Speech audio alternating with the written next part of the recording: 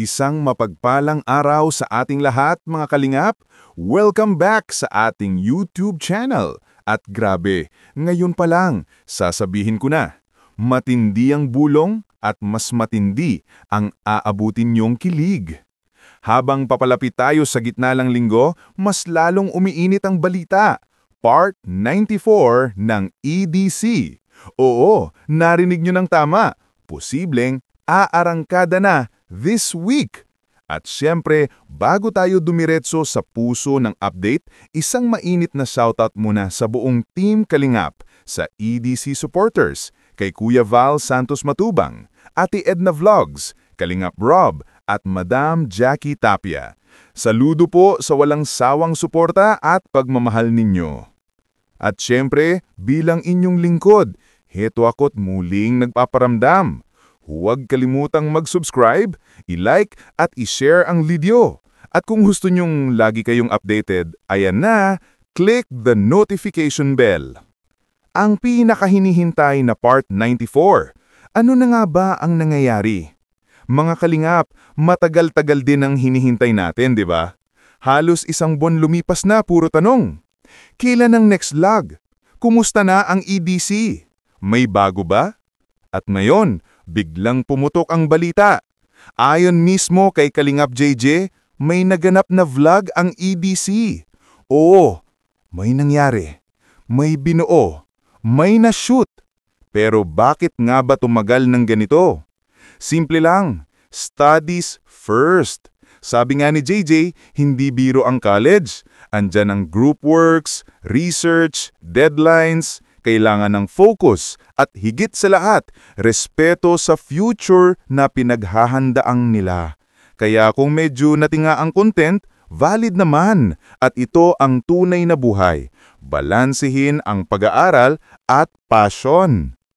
Pero eto na nga, kahit hindi nakakasama mismo sa shoot si JJ, may naramdaman siyang kakaiba. Parang tumatawag sa radar niya. Isang bulong-bulong. Ang misteryo sa bahay ng Kalingap. Ayon sa kwento niya, pagpunta daw nila sa Kalingap, halos walang tao. Walang cameraman. Wala si Ryan. Wala si Baby Jax. Tahimik. At dun sa naisip, teka, nasaan sila? At bakit ganito katahimik?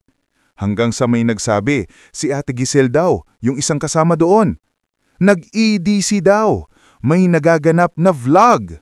Kaya mga kalingap, hindi man direksyong kumpirmado, pero ang mga piraso ng ebidensya ay naka-line up. At ang bulong-bulong na matagal nating naririnig, parang tumitibay. Part 94 is real at malapit na itong lumapag. Sa mga EDC supporters, kayo ang tunay na matitibay. Kalingap Rob at Madam Jackie Tapia.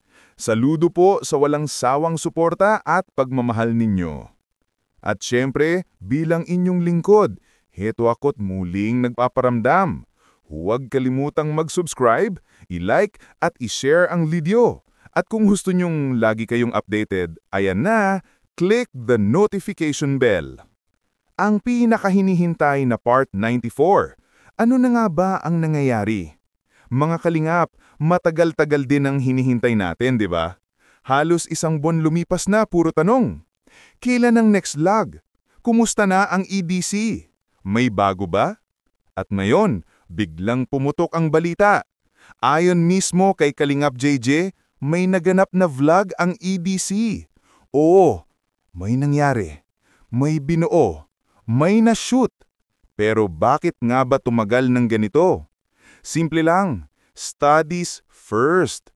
Sabi nga ni JJ, hindi biro ang college. Andyan ang group works, research, deadlines, kailangan ng focus at higit sa lahat, respeto sa future na pinaghahandaang nila. Kaya kung medyo natinga ang content, valid naman at ito ang tunay na buhay. Balansehin ang pag-aaral at passion. Pero eto na nga, kahit hindi nakakasama mismo sa shoot si JJ, may naramdaman siyang kakaiba. Parang tumatawag sa radar niya. Isang bulong-bulong. Ang misteryo sa bahay ng Kalingap. Ayon sa kwento niya, pagpunta daw nila sa Kalingap, halos walang tao. Walang cameraman. Wala si Ryan. Wala si Baby Jax.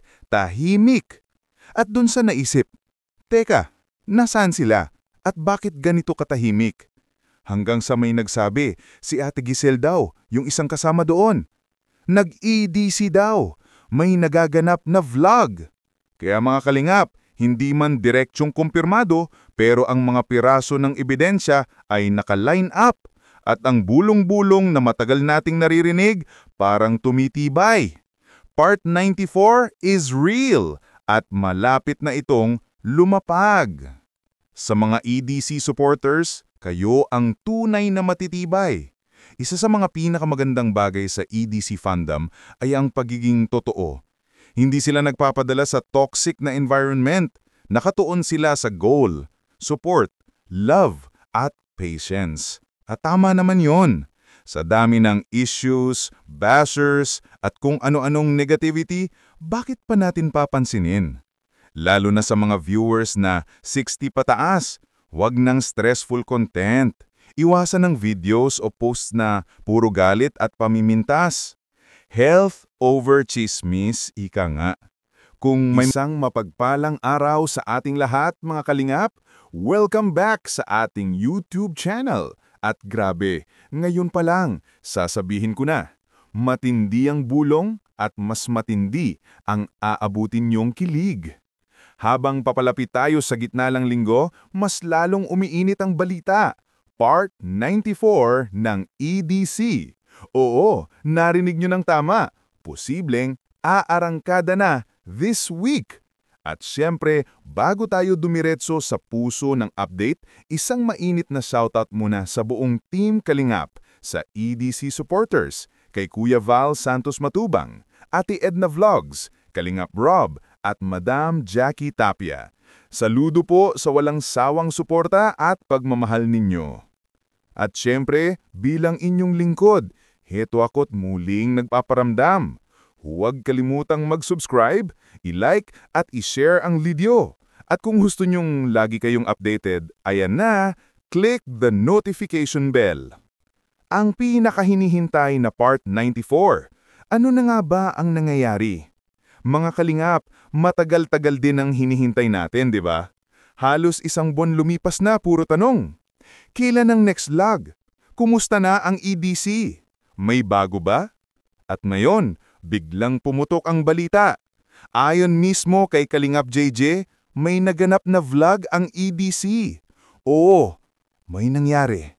May binuo. May na-shoot. Pero bakit nga ba tumagal ng ganito? Simple lang, studies first. Sabi nga ni JJ, hindi biro ang college. Andyan ang group works, research, deadlines, kailangan